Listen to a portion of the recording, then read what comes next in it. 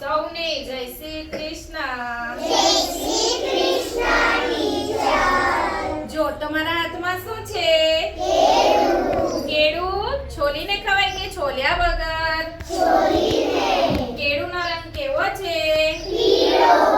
Okay, તો આપણે નાનકડું ગીત ગાઈશું. પીળા તે રંગનું કેળું છે ભાઈ,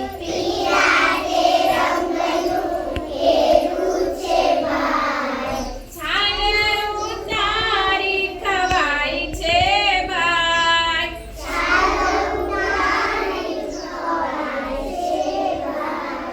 પીળા તે